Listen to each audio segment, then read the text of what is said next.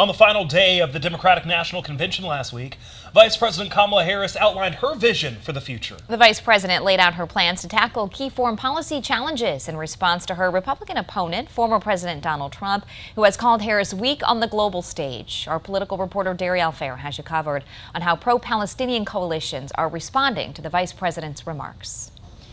Amber, Brandon, thousands of demonstrators marched in support of Gaza outside of the United Center, where the DNC was hosted last week. The protests, for the most part, were peaceful, with the exception of smaller unsanctioned protests taking place outside of Chicago's Israeli consulate, resulting in more than 50 arrests.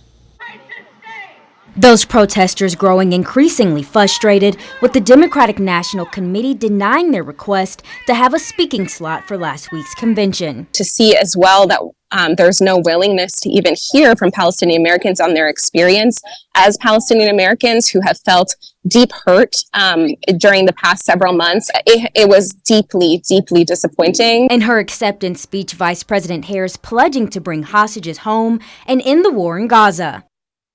President Biden and I are working to end this war such that Israel is secure, the hostages are released, the suffering in Gaza ends, and the Palestinian people can realize their right to dignity, security, freedom, and self-determination. But with just 11 weeks until the November election, pro-Palestinian activists saying that's not enough.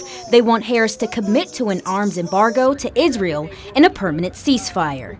I asked Hala Ahmed with Listen to Wisconsin, a campaign to vote uninstructed that garnered more than 40,000 votes in the April Democratic primary, on whether she plans to support either Harris or Trump, or will she choose to sit out this year's election. Our communities and those who have been very active in this campaign know firsthand how damaging a Trump presidency is and would be.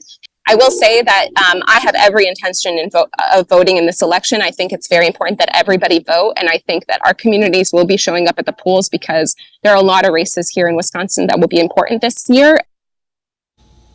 Vice President Harris has been quiet on the campaign trail this week with no scheduled events today or tomorrow. But as the crisis in Gaza has heightened in recent weeks, we will continue to monitor how both campaigns address this critical block of voters. All right, Daryl Fair, thank you for that update.